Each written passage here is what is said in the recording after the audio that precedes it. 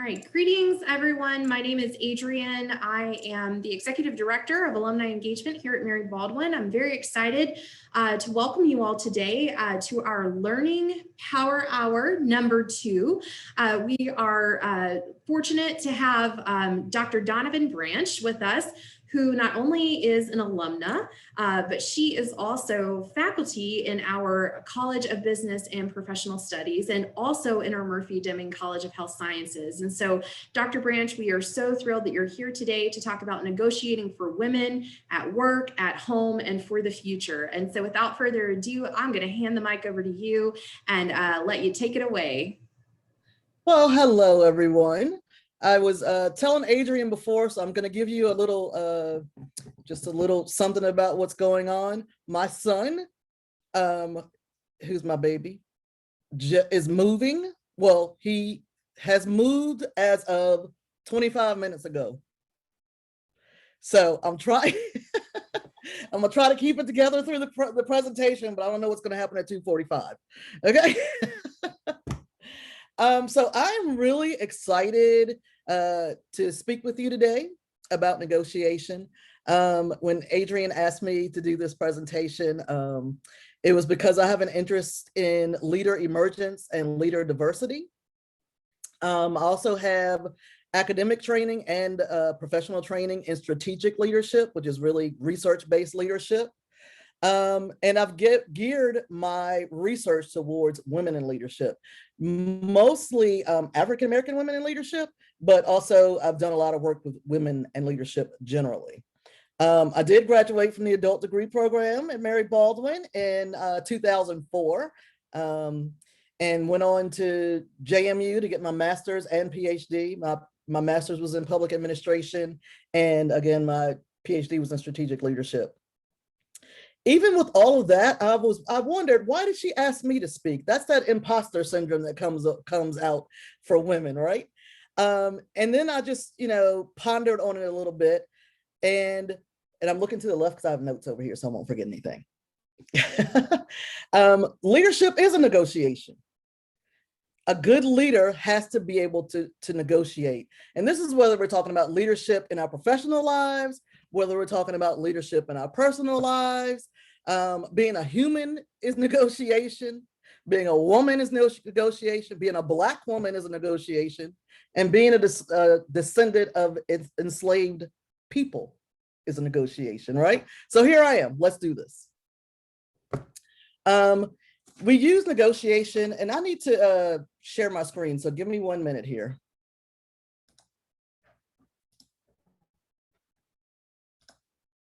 Okay, can everybody see that? Good. Great. All right. So we do use negotiation in everyday lives, and we'll talk about that a little bit. But really, it's about resolving differences of opinion, resolving conflict and challenges, and really about coming to a consensus. So negotiation really is about coming to a consensus. So this picture was taken about 2 years ago. And whenever I think about why do we need things for women? Why do we need this session? This picture comes to mind. And actually, I was on a panel that certified undergraduate programs in healthcare administration at a conference out in the Midwest. And this was a certification team. It was them and it was me. And as we were sitting there talking, I thought, this has been my whole life. And I just said, well, let me take a picture. And they, of course, willingly let me take a picture. Adrienne's going to blur this out for the recording. They were all very, very nice men, but we need to figure out a way to get a seat at this table with all the nice men. Look how happy they are at being at this table. So the session goals that we have in your program, which you signed up for, navigate conversations and leverage experience, advocate for others, secure meaningful outcomes that yield the ever elusive concept of balance. So we're going to talk about these goals as listed in your program, but really it's going to be a brief conversation, and then we're really going to get into talking about negotiation itself, negotiation for women. So the thing that I want you to understand is that negotiation, that this session is really part of your journey. It's a step towards your journey. And you should look to what other experts are saying as well, because we're often having to hone our skills. Study women who seem to have it, you know. Nothing that I say is going to be new and necessarily groundbreaking. However, it's going to be presented to you in a way that hopefully will make you say, huh, okay. And it's really an amalgamation of research from academics, including myself, professionals, and from just the good old internet, okay? This session I was told was going to have a really high, was really high interest, so there's no pressure there. But what that tells me, though, is that despite all the successes that women are achieving across the board, we still very much are aware that it's a man's world, and we're trying to figure out a way to work within it. Okay? Any questions before we move on? And I don't know that I can see when you raise your hand on this screen. So, Adrian, maybe you can tell me when somebody raises their hand. Yeah, absolutely. I don't see anyone, but if you do have a question for Dr. Branche, I am going to turn the chat room on. So if you do, feel free to pop one in the chat, or you can use the raise the hand function, and we'll make sure to check on you. I think Dr. Branche wants this to be very interactive today, so feel free to pipe in if you've got questions. She's used to it. She's on the faculty. She can take the questions as they come. All right. Okay. So the very first bullet from the previous slide was navigate conversations and leverage experience. So leverage is when we use something, in the business world to a maximum advantage. And so part of negotiation, especially as women, women are very adept at persuasion, cooperation, and just navigating through the world to get things done. And so what we need to do is leverage someone's experience, really reflect on some of these experiences that we have to navigate some of these different conversations. If you want to be a strong negotiator, then you really have to understand and hone your skills and learn from your experiences. It's really about communication, persuasion, cooperation, and planning. And the important piece of that is listening and observing is part of all of these things. So in order to be a good negotiator, you have to be a good listener and you have to be a good observer. Okay. The other thing that we do for women, when we're hearing the message today, this is a Sankofa bird, and it is an Adinkra symbol from the Akan tribe in Ghana. And it means go back and get it. So these tips and tools that you're learning, please give them to somebody else. Bring somebody else along with you, okay?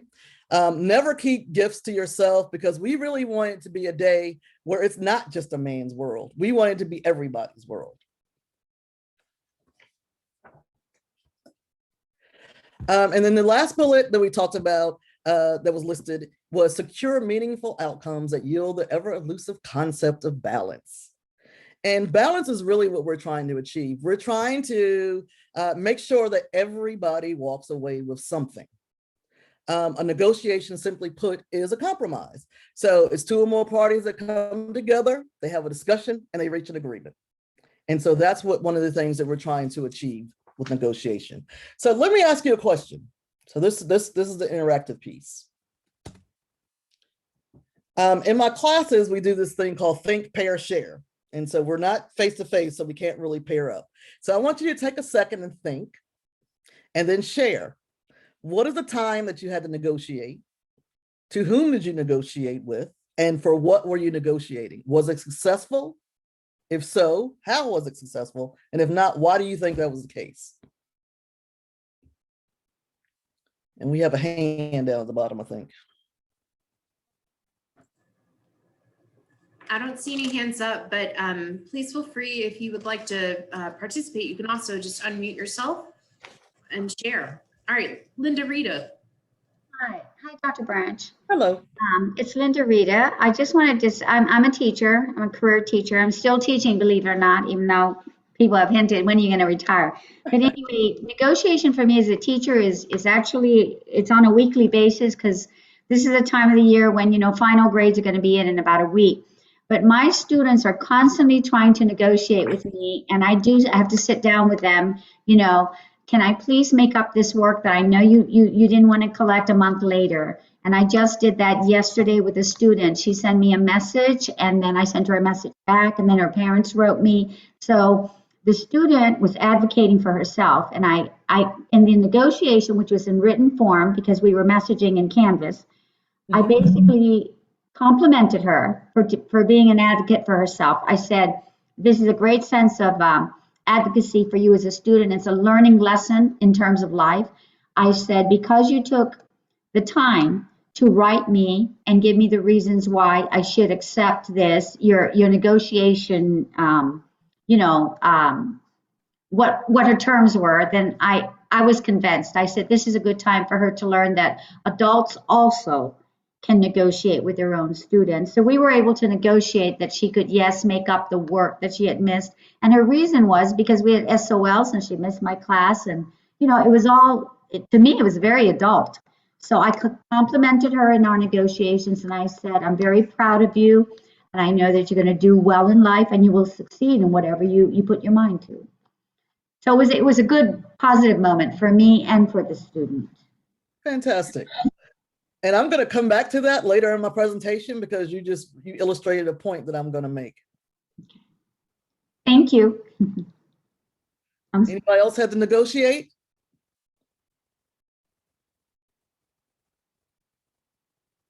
All right, well, we won't belabor the point. We're going to move on. So basically, to live, as we said earlier, is to negotiate. Every single day, we have to negotiate our mindset. When the alarm goes off or when you naturally wake up, you are negotiating how you're going to approach that day. And every day is a reset. And we all need to remember that every day is a reset. Traditional traits that are viewed as masculine are strength, courage, independence, which I find to be preposterous because there are so many women with these traits, but yet the Western view of masculinity is claimed for that. And even though it's ridiculous, that's the framework from which we're working. And we need to understand that that's our framework and work within that system to change it. Okay. The other thing is negotiations, again, it's not just for work. We go home, the negotiations continue. We over buying a car, switching carpool days, how much screen time the kids get. Higher risk negotiations include what type of medical interventions do I want to use? How long do I want my aging parents to live with me? Should I stay together with my partner? All of these are real life negotiations that we have to consider. There is a podcast. I don't know if any of you guys are into podcasts, but there's a wonderful podcast, and her name is Cindy Watson. And the name of her podcast is, let me see if I can get it straight, The Art of Feminine Negotiation. And she had a lot of interesting gems that I pulled from for this presentation and I've built on. And one of the things she did talk about was there are biases against women no matter what. We need to just know that there's biases against women. The negotiation is knowing which ones to address. Okay. I have an example. When I was applying for a job years ago, I don't know, about 15 years ago, and this particular job was a very masculine job in traffic engineering. So you can imagine how mostly male dominated. And during the interview, the person said to me, well, the women around here like to cook on Friday. So can you cook? Now, I know that he didn't ask any men that. And the Black woman in me was like, okay, he thinks I'm gonna be his little mammy, but that's not gonna happen, right? But the negotiation piece is, do I address it? I was not qualified for this job. This was a stepping stone for me. I needed this job. So I replied, well, food is one of my passions. I love researching culture and learning about different types of food. It's actually my expression of love. What is your expression of love? And that was my reply. So what effect do you think that had?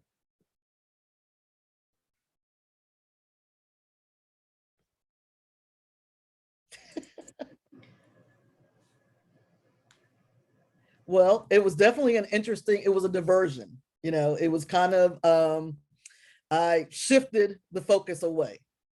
I did end up getting the job, and I told him that he needs to lose that question for future for future reference. And the thing is, he was completely shocked. He didn't understand that that question was inappropriate. And so there's research out there that says, you know, there are biases against us, but most of the biases are not against us. They're in favor of men, right? And so we need to understand that. No matter the characteristic, gender, race, religion, whatever, we're comforted with like-minded people. And so we need to understand that there are biases and then still do what we need to do. But the other thing that I learned from that, and I didn't have the words from this until I listened to Cindy Watson's podcast, and she talked about stealth negotiation. And women do this, and this is exactly what I did. So because I wasn't necessarily qualified for this job, but I wanted the stepping stone, and I knew from the question, the interview question, that this was a very patriarchal organization. They loved to mansplain things to me, to anybody, loved it. So I took that and I used it for my favor, and I learned everything I could learn and moved on. So it definitely launched me into future possibilities, but also remember that every time someone talks to you, they're giving you nuggets of information every single time. And this is important in negotiation, right? But also remember that the reverse is true. Every time you talk, you're giving them nuggets of information. None of these are secret tools, by the way. Again, this is, if you look for it, it's there. I'm just giving you some bullet points to leave with. Okay. So Linda brought up a very good point about kids, her students. So out of the mouths of babes, this was the perfect meme that I could find. I'd say the negotiations went better than expected. Bedtime was pushed back 10 minutes. So we need to learn from kids. Experts say that kids as early as 2 learn how to negotiate. As early as 2 years old, somewhere along the line, women lose that, right? And so some of the lessons that kids give, they are very curious. They get and they stay curious. They get to the deep. You know how many, any of you have kids, or if you've been around kids, they always, but why? But why? But why? Right? Stay curious. One time my son, I had a girls' night here, and he was young at this point. And my house is not very big, and we had a sleepover, and an adult sleepover with plenty of wine. And he needed to give up his bed for one of my girlfriends. And he was just adamant that I don't understand why I have to give up my bed. Women want equal rights. Why does it make sense for me to give up my bed? And he was just back and forth, and I had no good answer. So get curious and ask the why. If you're asking for a higher salary and the answer is no, well, why is it no? Well, what else can we do? If you're asking to, I don't know, do something with your partner and they don't want to do it, well, what is your reason for not wanting to do it? So trying to understand that is one of the big things. And then the point that Linda got to was ask, ask, ask. Kids are not afraid to ask for anything. And the sky is the limit for what they will ask for. For some reason, we don't ask. Women especially don't ask. And I have a stat here, and I'm going to try to read it without my glasses, so I was trying to be cute. As salaries are negotiated. Most managers expect a negotiation. However, only about 30% of women negotiate for their salary. They're afraid to ask. Why are we shying away from the asks? We need to be reflective of why are we shying away from the asks. We need to know our most desired outcome and ask for more. The example that was given was kids, if they want 2 cookies, they'll ask for 5 cookies because they know you're probably going to give them 2 cookies. So know what you want and ask for more. Aiming high is the key to beginning negotiations, and that will probably produce a satisfying outcome. Again, don't take no for an answer. No is the start of the negotiation. Without some form of contention, there is no negotiation. Consider the when is the other point. When are we asking? When is the appropriate time? Who is at the table? Who can we play off of each other? Do we know how kids can play a parent off of each other? We know how a kid can be super sweet and then ask for something, you know? And so decide who you want to show up as. Do you want to be a charmer? Do you want to be bold? Do you want to be assertive? These are all things. You don't just show up to negotiation and just go. You have to be prepared. And think outside of the box. Do not be tied to your rigid attachments. So you might want, so say your job is offering $50,000 and you might say, I'm not taking anything less than 55. But what are some other things you could take instead? You know, can you take a work from home day? Can you take training instead? Don't be rigidly tied to what we think is what we want, if that makes sense. Any questions? So another interesting stat was up to the age 5, kids are using about 85% of creative power.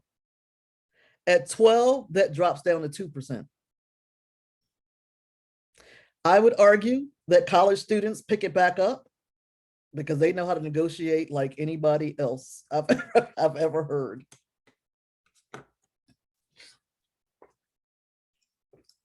So, oh, do we have a question? I thought I heard something. So, women who negotiate. So this is Catherine Tai, and she is a congressional staff lawyer. She was confirmed by the Senate. She's the first woman of color to serve as a top US trade negotiator. She had an interesting path to get to that point. There was some opposition, of course, for her to take that negotiation path, because women who negotiate are often looked at as pushy and aggressive, not assertive, aggressive. And I'm reminded of a story, actually, when I was getting my BA from Mary Baldwin, and I worked at UVA with this wonderful woman. And as I was graduating, she said to me, you know, you have potential to do good things. I can see it. This is why I've supported you on your journey. She said, but what I want you to understand is I too am in a man's, you know, traditionally male role. And I'm considered to be, pardon my language, a bitch many times. You're a Black woman, and so you're going to be considered an uppity bitch. And for some reason, those words have stuck with me all those years. And it really is true. But who cares? Keep moving, right? Again, there are biases against us. Do not let them stop you. Explanations have been proposed as to why women lag behind their male counterparts when it comes to negotiation.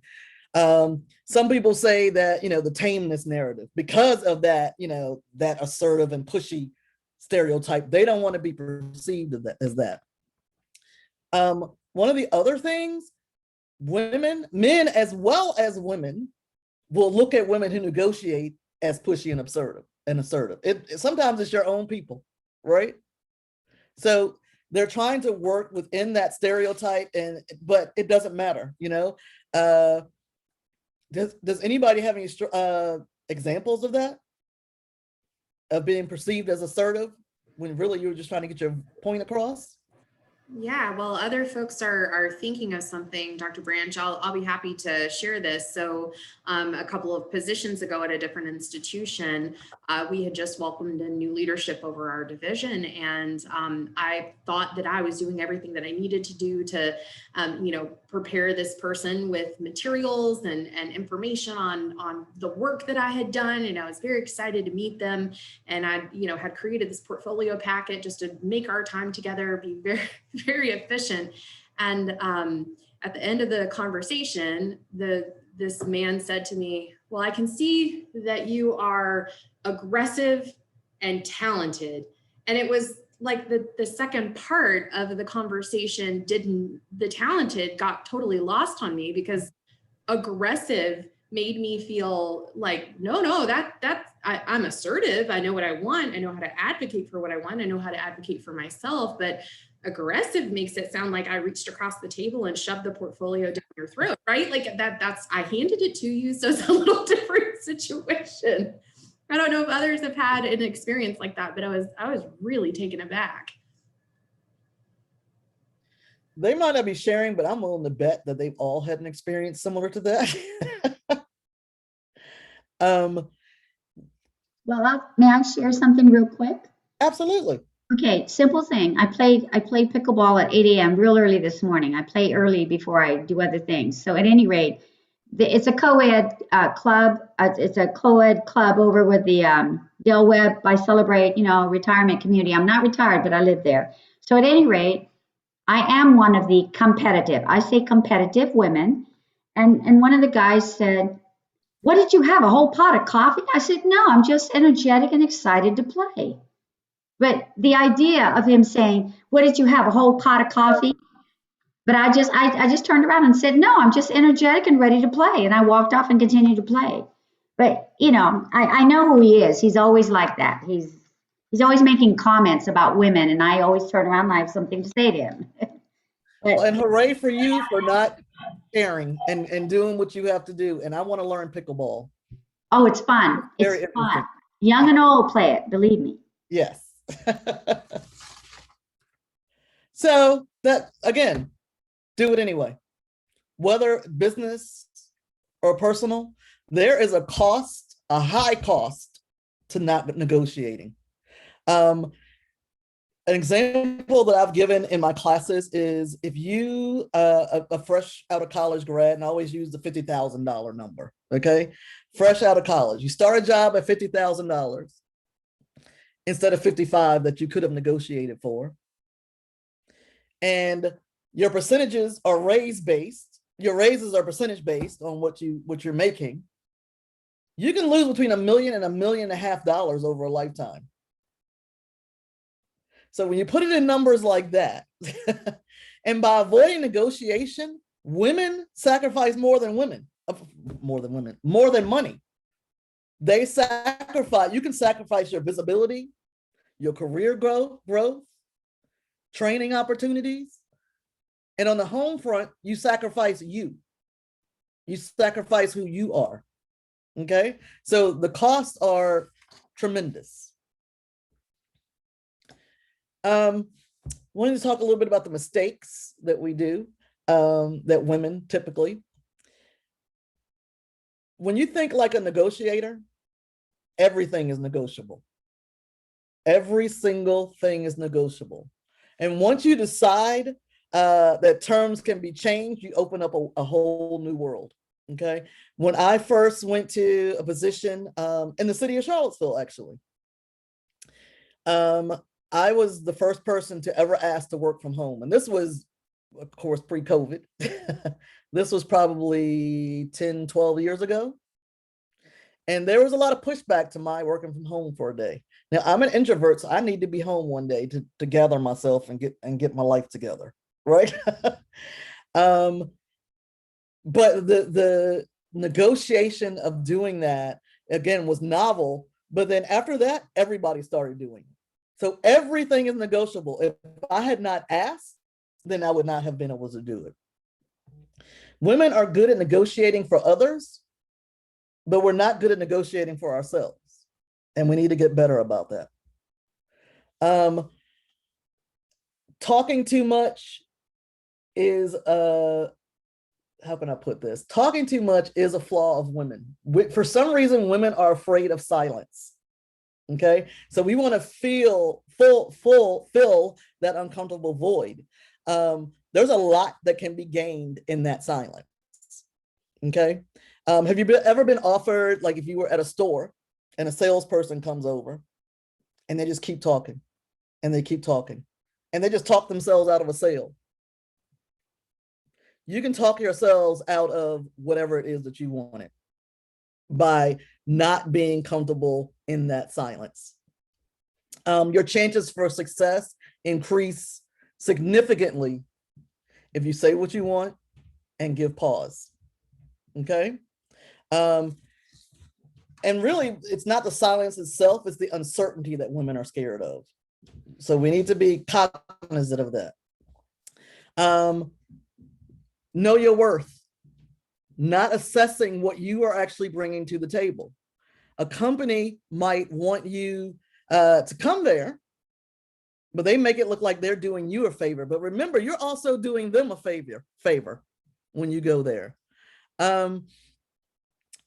How beneficial are you to that work? We need to get out of that psychological void of thinking, people are handing us things. We are worth everything we get, and we can increase our worth. Okay. Another position, I had so many life examples, I was trying to cut them down. Another example, when I was the traffic engineer, I started as the assistant traffic engineer. And the traffic engineer ended up going to another position elsewhere. And they offered the position to me at $15,000 less than the traffic engineer was current traffic engineer. And the reason they gave me was that the person had a PE license. Well, PE is a project engineer, and it's like a certification for engineers. Okay. But I was doing every single thing that the other person was doing. So instead of accepting that, I let them know that might be true, but we're doing the exact same job. So unless you can give me the same money, then I don't want the traffic engineer position. And they didn't want to go back out and do a job search. So know your worth. Okay. And the last thing is failure to realize that it's a collaboration and not a battle. We do use the term win-win, but it really is a collaboration. Everybody needs to get some benefit out of the negotiation. Okay. Questions? All right. Oh, okay. Mahela.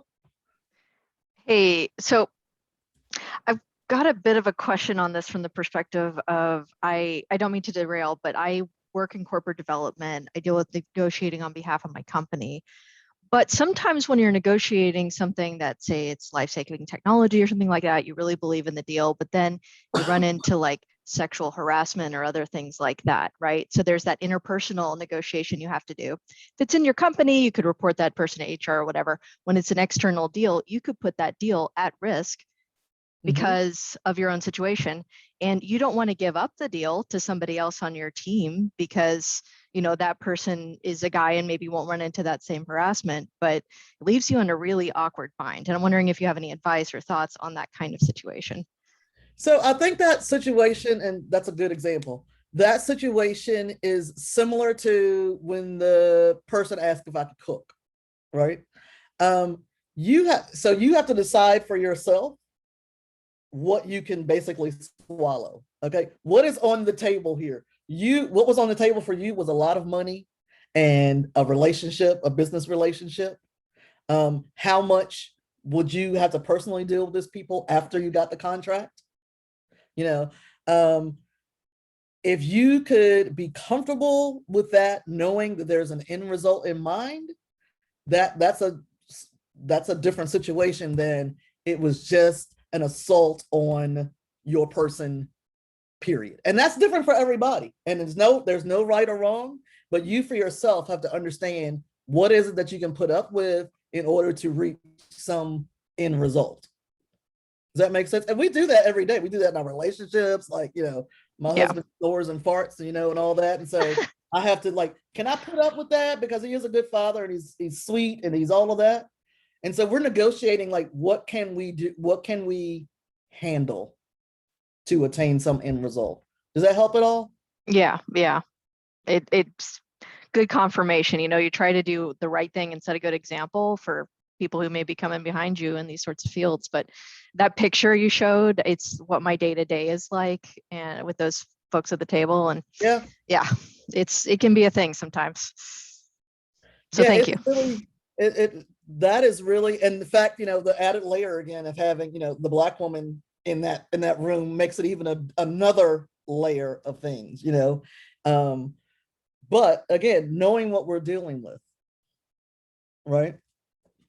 One of the other things so I was talking to my daughter the other night, and I was talking about this presentation, and she's like, well, what if I don't have any strong alternatives? So research says that women who have a strong alternative negotiate more, right?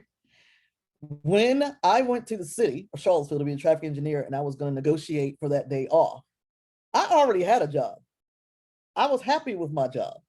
I was just throwing applications out there just because I like to stay ahead of the game, right? Because you have to stay relevant in the industry.